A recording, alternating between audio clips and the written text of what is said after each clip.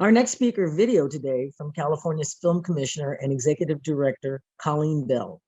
Colleen has been an active contributor to the development of these summits and oversees our state's efforts to facilitate motion picture, television, and commercial production while working with all levels of state and local government to promote California as a production locale. Ms. Bell is also a devoted philanthropist and advocate committed to tackling complex domestic and international policy changes, from natural resource protection and child abuse prevention to art accessibility. Welcome to the second session of the LA2021 Future of Creative Talent Summit. Over the last 20 months or so, the county and the industry have faced numerous challenges to work safety amidst the COVID pandemic. But now, production activity is at its highest point in 26 years.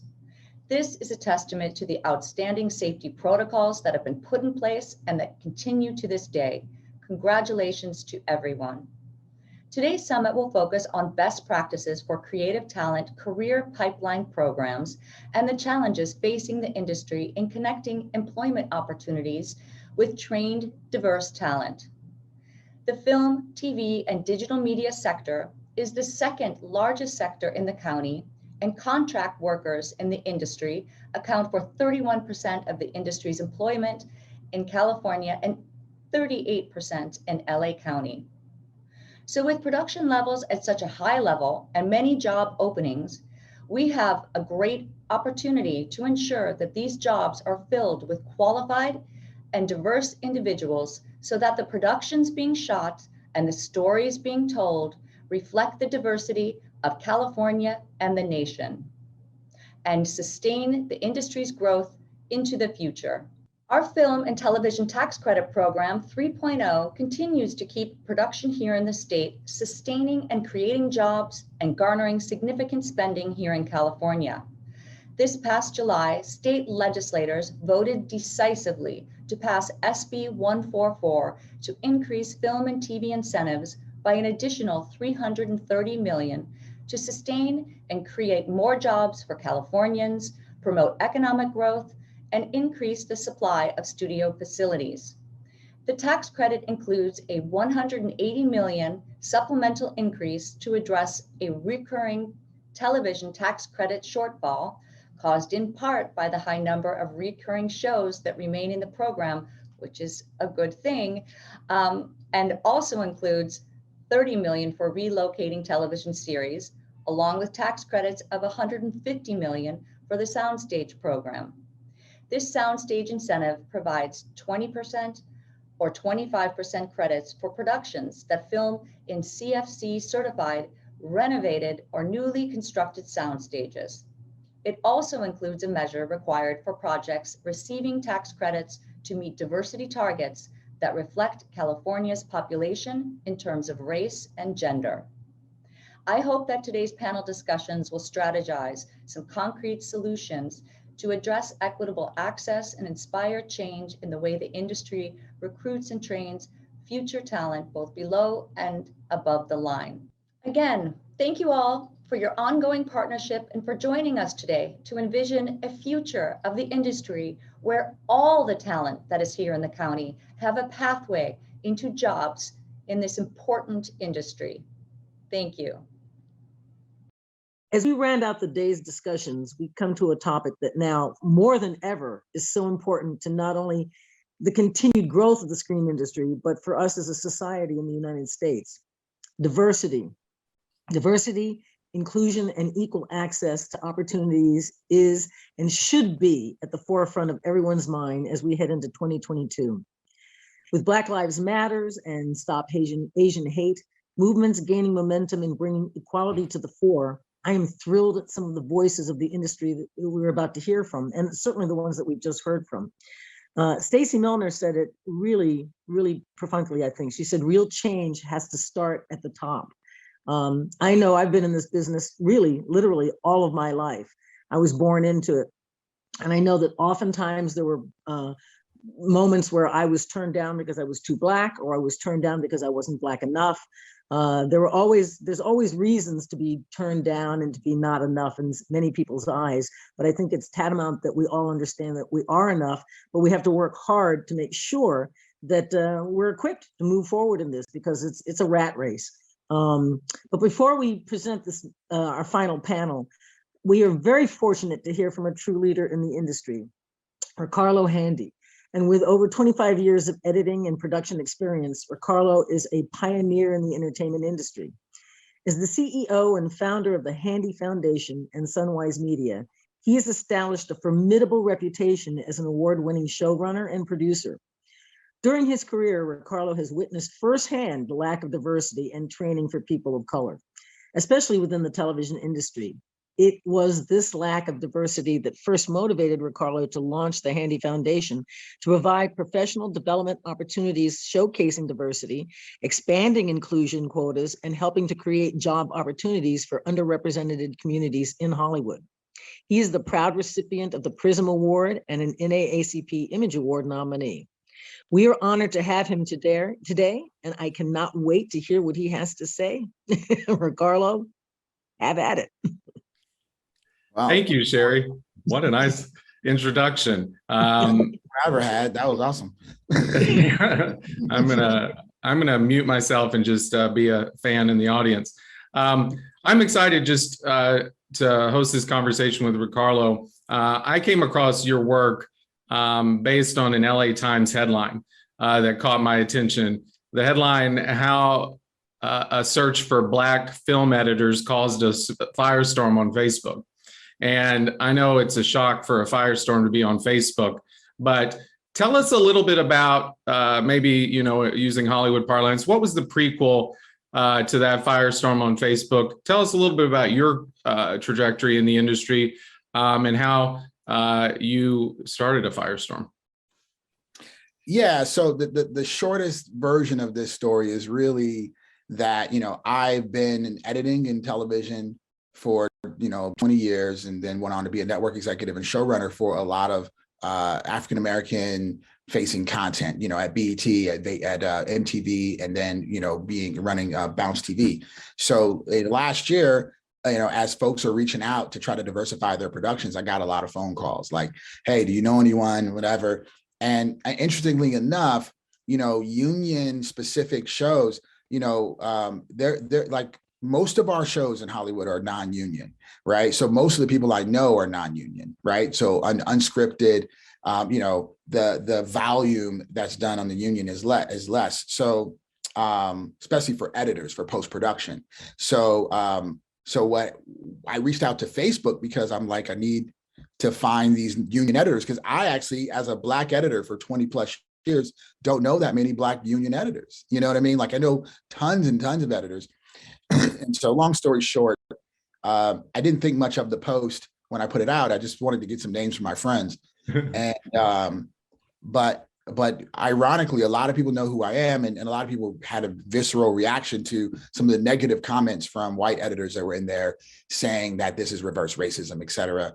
And that kind of sparked off me really paying attention to this problem and setting my mind to doing something about it. And what do you see as a problem? So I think that's super interesting. You're well-versed in a network, you're a member of a union in the trade. Zooming out 30,000 feet, so much of this conversation often happens from maybe the educational side of the house, the nonprofit side of the house. One of the constant challenges I see in the workforce development space is getting industry insight. And so tell me, when you kind of zoomed out, what you see as the problem. Yeah, the problem is quite simple. It's a pathway problem, right? Like our business is not corporate, right? Our business is not like you work in the mailroom and you move your way up. Now, some aspects of our business, like an agency or a studio, have corporate aspects to it, but production is literally like doing contract work on your house, right? Like you're going to hire a plumber, you're going to hire different contractors to come and do their jobs. And that's how television productions are put together and film productions are put together. It's a series of contractors. And so the problem is that if you approach this industry as an outsider, right? Like not knowing anyone, any contacts, it can be quite confusing to like, how do you get customers, right? Like if you're a plumber new to town, how do you get new customers?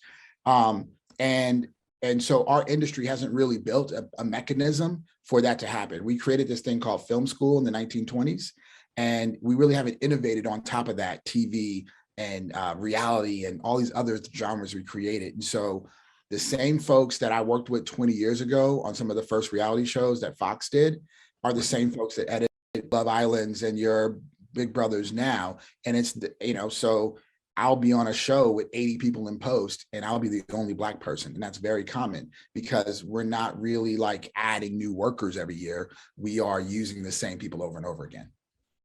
That's really interesting. I think from my seat, one of the areas, so there is a lack of transparency on what the actual opportunities are, as was highlighted in the previous panel. And then like almost like Russian nesting dolls, I think there's even an additional level of confusion about labor's role and how to get into a labor union. I mean, speaking for myself as a graduate student at UCLA, I was a member of the United Auto Workers. Like I didn't know as a TA, I didn't like my education up until that point in terms of what union membership even was very limited. Tell us about the Handy Foundation and like your kind of vision to bridge a really important divide that I think throws a lot of people for a loop, to be completely honest. Lots of folks want pathways, they want to bring labor, capital L labor to the table, but like don't even know where to begin. Yeah, so I'm not a nonprofit, background guy. Like I just kind of approached it from a very production perspective. As someone that has hired thousands of people in this business, I know the hiring process, right? I know what's required to be qualified to be hired. And that's a strong recommendation and a set of experiences that match what that person needs for that show, right? And so I felt like if I could provide a strong recommendation to people and also give them that experience, then I could get people hired, right? And also one of the things that I initially kind of identified as a problem was we put together a list that I posted in Deadline after that article, which was like a comprehensive list of the Black editors available to work on shows in Hollywood, right? It's not necessarily comprehensive, but it's very close to comprehensive, right? People with like, reality, scripted and film experience on professional shows that identify as Black. And what I realized was, along with the union, is that we're less than 1% of the 8,000 people in the local 700 union, right? African Americans, and the women numbers are low, Hispanic numbers are low. And so these are social communities. Like the Hollywood unions are ultimately social communities of people that have worked together and they've accumulated enough hours of experience together. So what we do at the Handy Foundation is we train people on the workflows with using professionals, and we simulate a work experience for 6 to 8 weeks such that we can assess someone's qualifications to do a certain job. And because of our relationships and our mentors and partners relationships, we can then go to Fremantle, ITV, Lionsgate, et cetera, and say, hey, we have workers that are available for your job, because guess what? A lot of the other diverse workers that you're looking for are not even available because there's so few of us that have resumes that are, will put us available, qualified for your show. And so we've had a lot of success with that. So in the last year, we've had almost 40 people do our program. 19 of them got placed on non-union jobs, working an average of 10 weeks, collecting a cumulative total of $325,000 as a group in salary this year. And 90% were extended. And so to stay on those jobs, a few people got permanent jobs. And then additionally, 12 of our cohorts got placed on union jobs, and worked a total of 7,000 union hours and made $250,000 as a group. And so that's people. These are all people that's their first job in the business, right? They went through our program. Our partners trusted that we were giving them people that could do it, and then they hired them. And most of them kept all the people that we brought. And I think that process we can duplicate across a lot of IATI tradecraft, but it's going to require the union, the studios, and the networks to all be involved.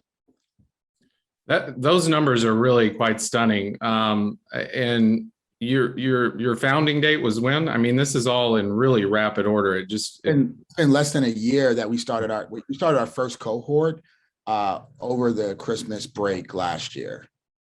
Yeah, that's really amazing. And I think,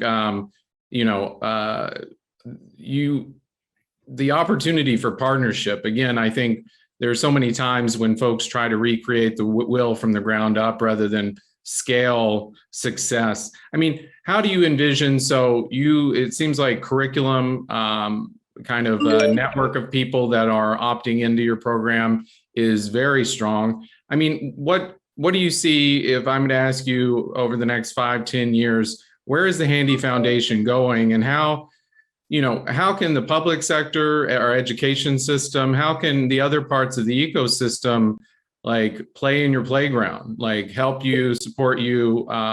Because I think the model is just showing really good results right out of the gate. Yeah, I think that the studios want this, and what it required initially was, I got to shout out Lionsgate and I got to shout out the Urban League, because we all came to the table together and really,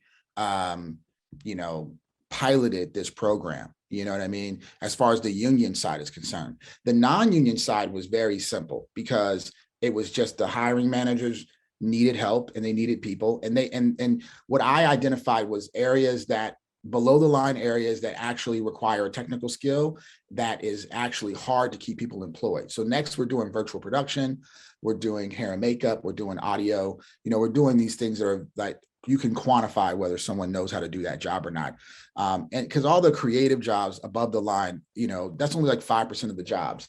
And they make a lot of the money and they make a lot of the decisions, but those are very subjective positions. So what we want to do is identify, all the IATSE trade craft that we can quantifiably train technical skills and actually give people real work experience in a pseudo work environment. And scale it to essentially be the pathway where studios and networks find new workers, right? Because the problem is, I'll give you a perfect example. The network stars has a trainee on each one of our shows, or each one of their shows has one of our trainees, one of our apprentice editors, to the point where the team that does Ghost, it's a Power Universe, was like, hey, we have a PA here that we love.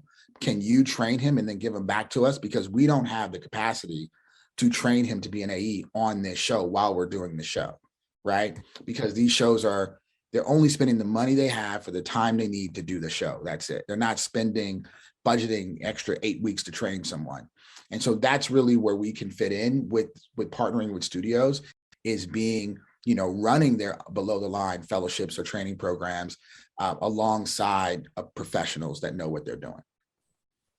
That's really interesting. Of course, we never have enough time. This conversation is just insanely interesting. My final question would be, not only what stands out to me is kind of your placement numbers, your total hours and wages, but also that this was happening during a pandemic year. So at the top of the program, one of the kind of data points we've seen is the cutting back or the constraining of a lot of internship, apprentice, and other programs, just because folks were trying to pivot the entire business virtual or adhere to the COVID protocols, and just didn't have the bandwidth, resources, et cetera, to kind of move an in-person apprenticeship type program online. Talk a little bit about how you navigated that, because I think about your kind of results for your first year in your first cohort. And I also think we're in a world where most other programs really struggle to move curriculum and resources, et cetera, online. Yeah, no, and I heard that we actually did a program with Hire LA for the same reason, with some young high school and college students, where we helped get internships and things like that. But our program was 100% virtual, but also our jobs were 100% virtual as well. So when you think about post-production, when you think about a lot of those technical skills where you're on the computer, virtual production, the folks in post-production, like shows that were in the can, they just moved their workers home and they continued to work at the same pace, right? Because it's all on the computer anyway. So, you know, obviously things that require you to be in person were a little more difficult, but we are actually our first post-production facing. And so we found a lot of success that way. Also, we were able to, you know, travel and all of that wasn't a factor, right? So we were able to have people, like there's one student that was hired for shows from Oakland, but then was able to, by working with us and working with the shows that she was able to make enough money to now move to LA. And now he's working on a film in person in LA, right? And that's because he built a relationship and trust virtually. And so, yeah, so that's that. And I would just say in general, you know, one thing that we talked about separate from this, but I think it's important to mention is that the way that we think in America about the pathway from education to employment, et cetera. You know, I grew up in Germany where at 14 years old, you are kind of, you know, choosing a pathway, whether your pathway is going to require trade school or whether it's going to require, you know, university. And there's no stigma either way because college is free, right? There's no prestige to going to a university versus a trade school in a country like that. It's just, what are you going to learn so you can do what you're going to do in life? And so I think there's an opportunity to start with young people, really get them on a pathway young, and then allow them to do some of these trade programs to go straight into some of these employment opportunities where they're going to make, you know, 6 figures or more and be able to live in LA at 22 years old without going to college. Yeah, I think that's such an important point, is that it relates to apprenticeship and vocational training. It's such a different kind of lens, not accumulating the debt we often do in the United States. We are out of time. If people want to reach out and talk to you about collaboration, again, one of the key parts of the county's motion that brought together this summit is trying to cultivate relationships. How can people find your organization? Yeah, just go to handyfoundation.org and you can email us at info@handyfoundation.org and we'll circle right back with you. And I'm happy to share kind of our impact results and some of the videos and testimonies we have from our students and partners. It's really brilliant. You're doing amazing work, and thank you for carving out some time to talk with us today. No problem. I'll talk to you soon. Take care. Bye. Thank you. Thank you, Ri-Karlo. Thank you, Adam. We are so fortunate to have you here. And Ri-Karlo, I want that jacket. No problem. I'm gonna say, now that I have your email address, I know where to get that jacket. Track you down.